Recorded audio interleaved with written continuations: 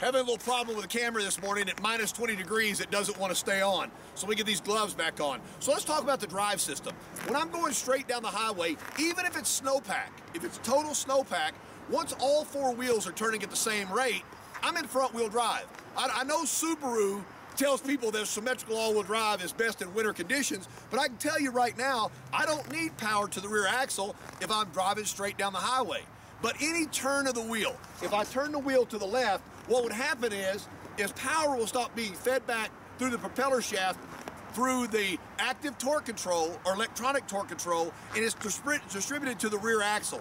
So the harder I turn the wheel, the more power that's being sent to the rear wheels. And the cool thing about the Rav4 is the power split is equal to the wheel speed and the steering wheel position. So it's a computer mathematical module that says, hey, here's the matrix of how much you need to the rear and how much you need to the front. So no matter how hard I turn the wheel or how fast I'm driving, it modulates itself perfectly. And I call that variable drive. So let's count down the drive systems. Front wheel drive, then I start turning a wheel, feeding a curve, and variable drive. It starts sending power to the rear axle. And then, as I started taking away and started accelerating the front wheels, what would happen is, immediately, bam, a 50-50 split of power.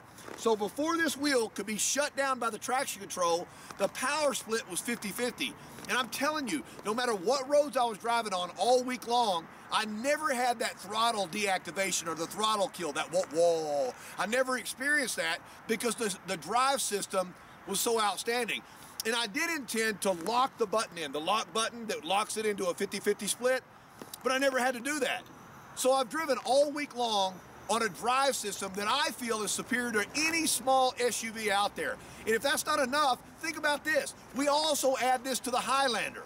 So when you're talking to your customer about drive system, remember, you may live in one of the southern states and you may not get weather like this.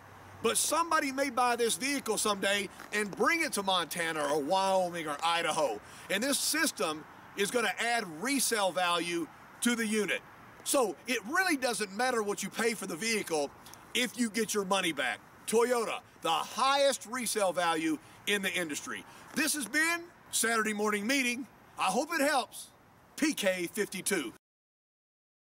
So for all you guys that are in Florida, in the southern states south of Interstate 40, it's minus 20 degrees. KC Nix. Talk to you next time.